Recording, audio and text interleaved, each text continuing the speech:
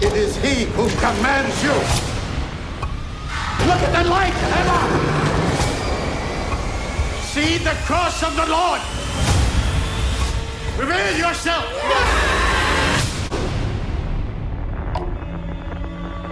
The Ritual is the latest exorcism horror flick to hit theaters. The film is directed by David Meidel, and it feels like for the past few years we've gotten a new exorcism genre film to hit theaters right at the start of summer. For instance, 2 years ago we got the film The Pope's Exorcist. That movie starred Russell Crowe, and I had a good time with that movie. Last year we had a film called The Exorcism. That movie also starred Russell Crowe, and while I liked the idea of it being on a movie set, it was not a very good movie. Actually, it was one of the worst horror films I saw in 2024. And this year we kick off the summer with The Ritual.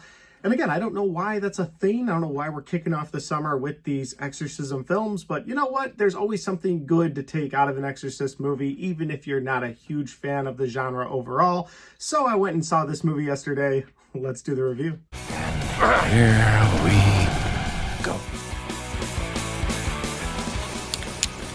That is one big pile of shit. No, I shot him.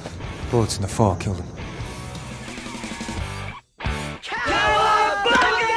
So The Ritual stars both Al Pacino and Dan Stevens. Of course, Al Pacino we know from so many great things in the past, but Dan Stevens is a name that most recently I've started to get excited about when his name pops up in these different projects, especially if they're a horror project. Last year we had him in 2 horror films, both Abigail and Cuckoo, and I really enjoyed both of those movies. So when I heard that he was attached to this film alongside Al Pacino, I got excited just for the casting of this horror film. The movie is based on a true story set in 1928 about a girl named Emma Schmidt, who the doctors couldn't find anything wrong with, but she was doing all kinds of crazy things. So in 1928, they assumed she needed to have an exorcism performed on her to get rid of demons. The movie makes it clear right off the bat of this film that, oh yes, it is definitely a demon inside of her. So there's none of the, is she possessed or is she not possessed? Which does kind of make things weird a little bit later in the movie, because during the film you have Dan Stevens, who is a priest for the Catholic Church, but doesn't necessarily believe she needs an exorcism. And Al Pacino is also a priest for the Catholic Church. He plays an exorcist for the church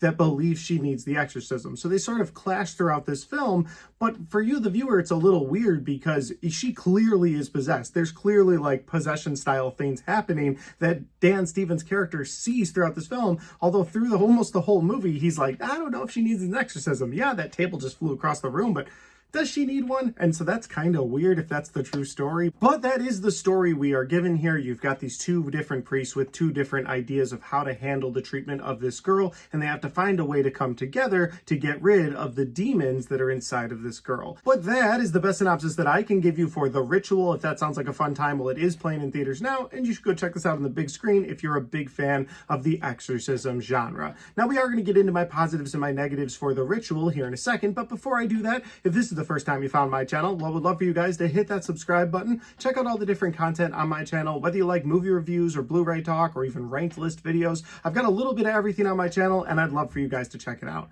All right, let's get into my positives and my negatives for The Ritual. My first positive is something that I touched on a little bit earlier, and that would be the acting out of both Al Pacino and Dan Stevens. I like what they do with their characters in this film. They could just be run-of-the-mill priests we've seen in so many exorcism films in the past, but I actually like Dan Stevens' performance of this guy who's not sure if what he's seeing is the truth or if it's something that's medical. I think Dan Stevens does a great job. Again, he's a name that I get excited for in these different little horror projects because I think he does something new each time around, and I thought he did something new here. I liked his doubting in this film, and that doubting actually led to problems during the exorcism itself. And if this is based off a true story, and that's how the priest that he was portraying acted during this exorcism, then again, I think he did it well. And then, of course, on Al Pacino's side, to say that he's a great actor is an understatement, but he does something in this movie that I really liked. He puts on an accent. He's kind of a hobbled old man. He's been doing this for a long time. In fact, he's had run-ins with this particular girl and these particular demons in the past. That's something they get into towards the end end of the second act, and you find out this is something that he's been working on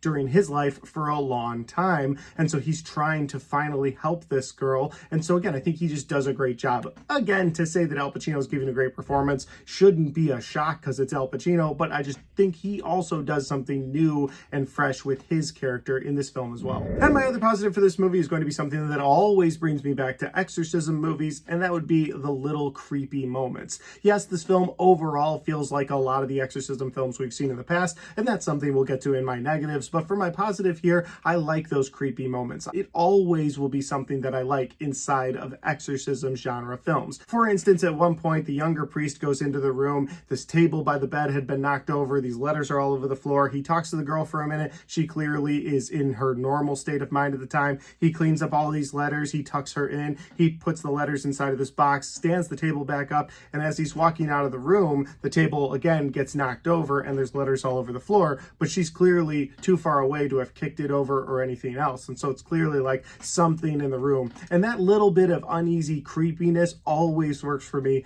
in these exorcism style films. And to add to that creepiness, another thing this movie did that I really liked was one of the nights, a couple days into this ritual, because they were performing this exorcism each night leading up to the final exorcism that they were doing. So they were starting to irritate those demons that were messing with this girl. And so one of the nights leading up to that, the demons actually start to mess with the people that are performing the exorcism night after night. For instance, the younger priest is sleeping in his bed. He wakes up because there's something scratching in his room, and you get a couple creepy moments there. This whole entity demon visits Al Pacino's character and threatens him, and that's a pretty creepy moment. And then the Reverend Mother in the parish, she wakes up at one point because her door cracks open, and nobody's outside of her door, but it's just clear that these demons are upset that they're trying to perform this exorcism, and so they start to fight back against those people. And I don't know if I've ever seen that in an exorcism film before. I don't know if I've ever seen as the movie's going along. Like, I understand in the final moments, in the exorcism moments, doing all these crazy things, but I don't know if I've ever seen as the movie's going along, the demons start to be like, okay, we're messing with this girl,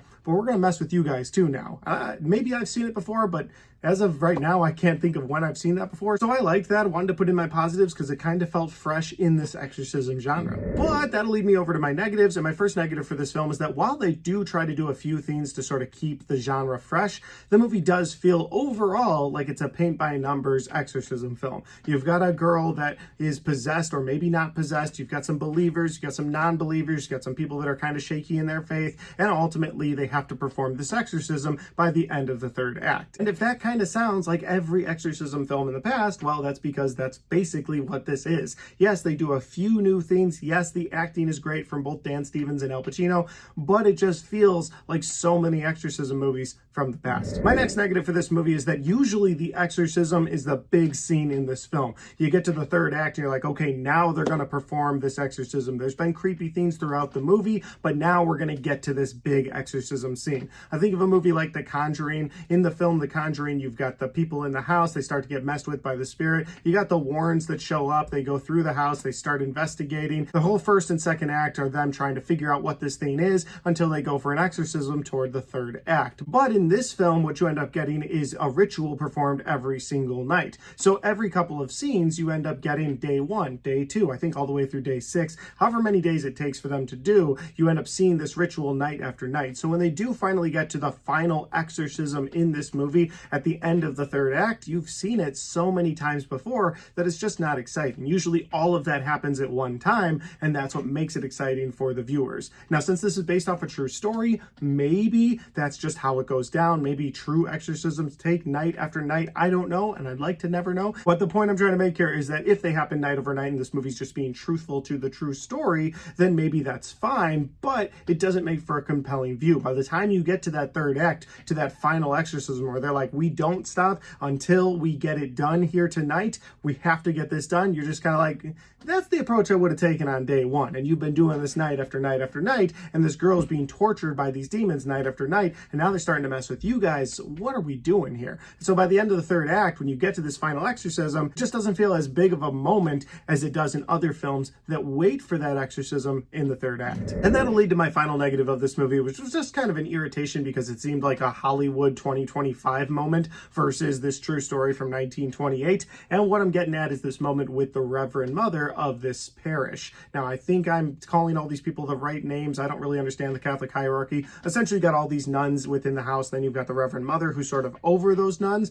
but then she also answers to the priest of this parish, played by Dan Stevens. And at one point in this movie, she takes him aside and she's kind of irritated with the way Al Pacino is doing things, and he's getting people hurt during these different rituals each night. So she pulls him aside and she says, listen, I've had to deal with this my entire life, where men who aren't as smart as me, aren't as religious as me, don't understand things as well as I do. I just have to sort of bend the knee to them because of this church and this religion. And I guess my irritation here wasn't that she didn't have a point. She might have been completely right, but this movie is based on a story from 1928, and I don't think anybody within the Catholic Church in 1928 would have pulled the priest aside and been like, listen, I'm smarter than all of you, but I'm a woman, so here I am stuck in this position. That's why this kind of feels like a 2025 Hollywood moment versus something from the original story in 1928. Now, maybe I'm wrong. Again, I don't know the story, but it very much so felt like they were just hitting the patriarchy at that point, and it was just kind of like, all right, we see what you're doing here. You saw The Exorcist from a couple of years ago,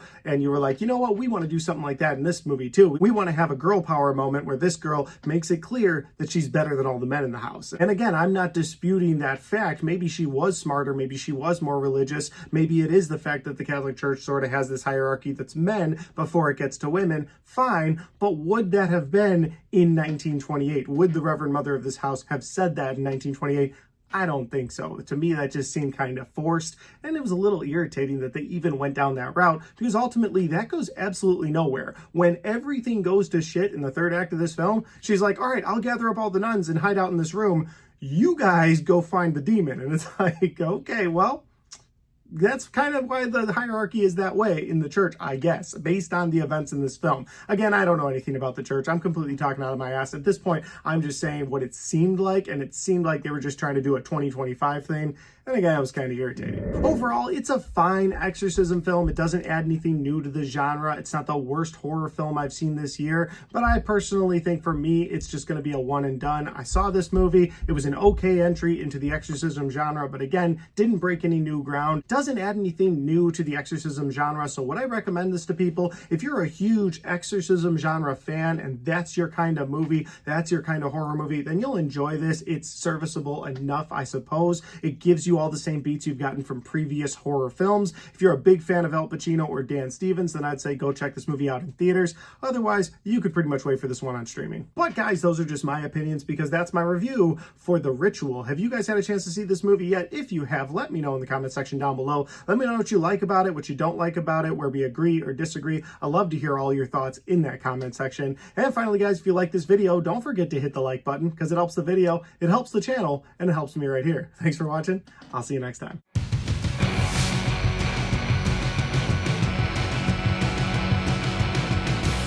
Alright guys, we got to the end of my The Ritual review. Hope you guys enjoyed this review. I had a fun time watching this movie. Had a great time making this review. I look forward to making more horror movie reviews as the year continues. But until then, if you want to check out any of the other content on my channel, well, I've got all of my horror movie reviews right there. And I've got all of my 2025 movie reviews right there.